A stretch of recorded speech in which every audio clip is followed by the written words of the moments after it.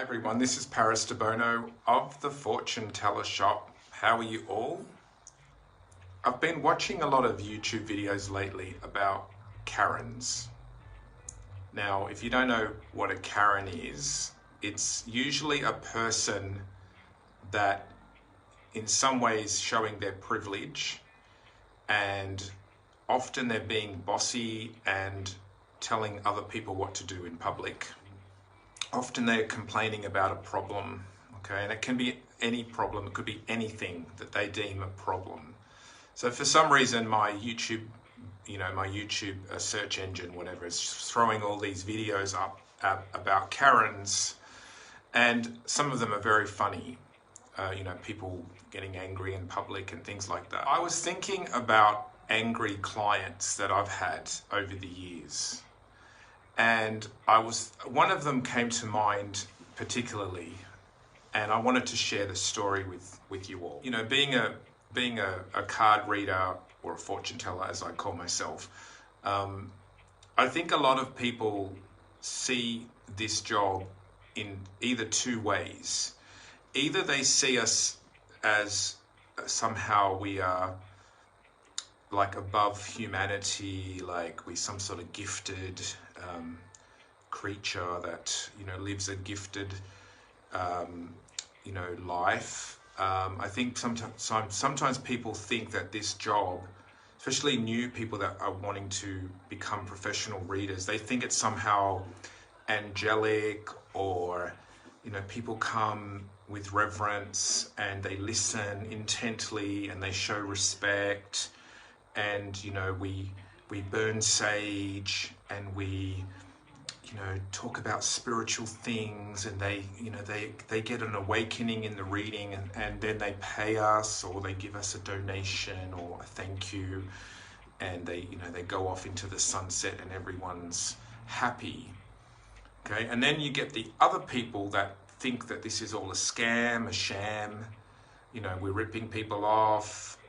So you kind of get the two sides. You get the people that think somehow we walk on water, and then you get people that somehow think everything we're saying is just rubbish, okay? And there's probably variations in that. So this video is for people that, perhaps want to read cards in public, or for people, for strangers, or, have clients, things like that.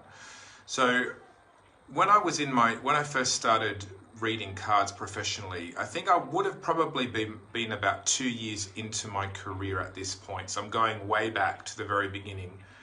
I remember I was working at a market stall where my teacher used to rent a market stall, and I used to work with her. Okay, and I remember one day 2 women came to me for a reading, and I remember there was a blonde and a brunette, and the blonde woman wanted the reading. The brunette was her friend, and she was just with her, keep her company. So I started the reading, and I asked her what topic or what area of life she would like to talk about, and she wanted to know about love. Now, I remember the reading was a 20-minute reading, and back then it was 20 minutes, $20, 20 Australian dollars, okay? And that's why I remember it was 20 minutes. So usually when I do like 20-minute readings, it's more effective if the client has a topic or a subject they want to talk about, such as love or career, okay? It could be travel, it could be study, but usually for 20 minutes, I like to start with the topic so we don't waste a lot of time. So I remember she wanted to know about her love life. So I remember I did a Celtic cross as well. So the 10-card Celtic cross. And I remember when I started her love life, I could see there was a male in her cards. I also could see there was a child in her cards too. So I started off something like, there seems to be a male here, there's a male, there's a king. And I also see a child. And she said yes. And there was a few positive cards as well. So I said, there seems to be a lot of love here. And so she was like, yes, there is. So far she was happy.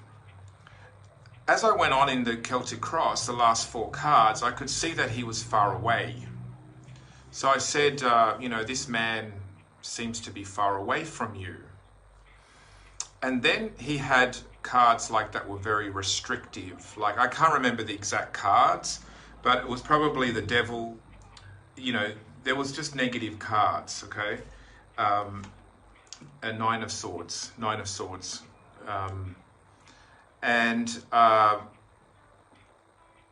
There was just a lot of like negative energy. Maybe 4 of Swords was in there as well, like someone in their own place. And I remember saying to her, he seems very far away. And she said yes. And I said, but I'm not seeing you and him together. Now this is when the reading turned. Because I said, I'm not seeing you and him together, she went from happy to not approving of my reading. But I didn't know this yet, because I was still, like I said, I was probably a professional for about 2 years at that point. So I wasn't skilled in these things yet. So I said, he's far away and I'm not seeing you being united. There was no cards of being together. And I said, it seems like he's stuck somewhere. I said, is he in Australia? Because I feel like he's very far. Now, we were in Sydney. She was in Sydney. It turned out that he was in Darwin, which is very far, which is the other side of Australia, okay? And Australia is a big country. I said, he's very far away. He possibly could be overseas, which he wasn't overseas, but he was far away. And I said, he's restricted. He can't be with you. He's not able to be with you. And she agreed. But when I said, I don't see you together in the future, she started getting angry. Okay? So I said, look, I'm just not seeing you and him together.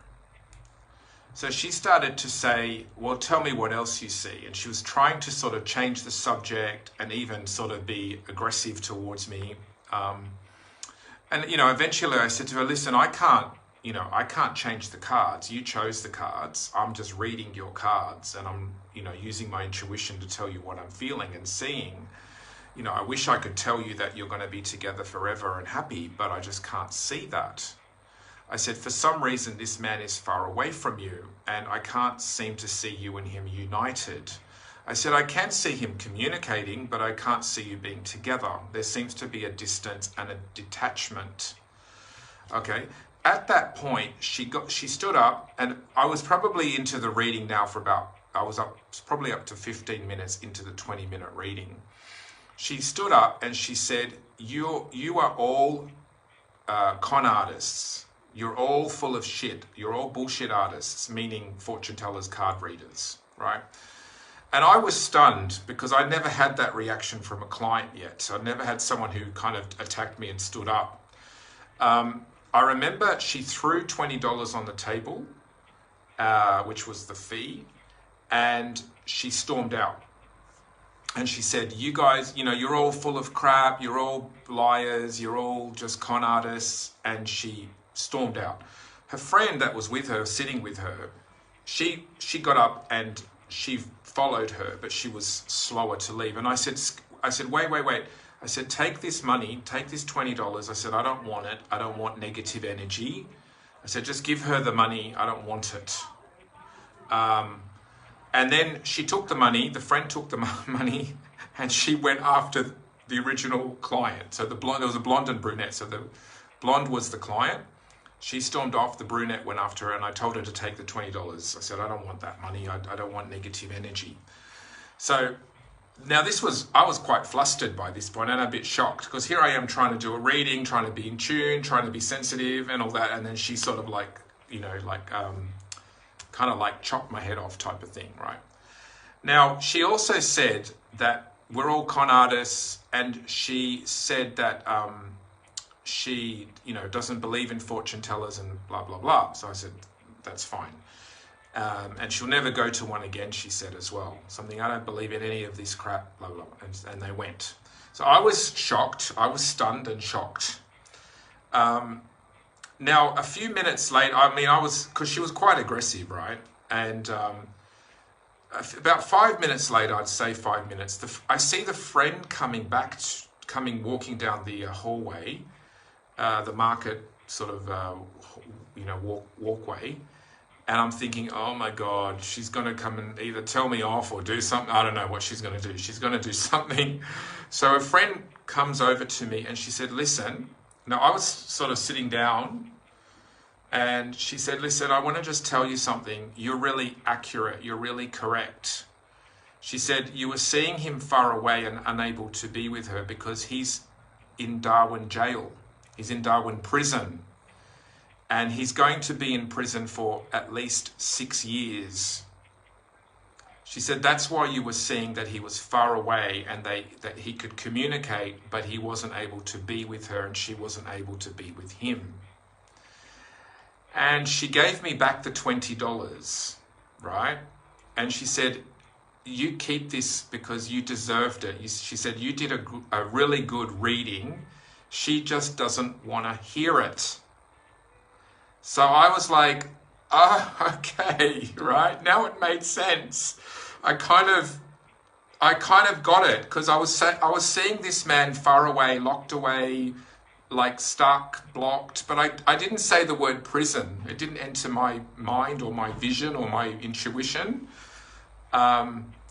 And anyway, the friend said to me, you did a really good job. She just doesn't, she's in denial. She doesn't want to hear it. She said, we've been to other fortune tellers and they've told us more or less the same as what you've said, but she doesn't want to hear it.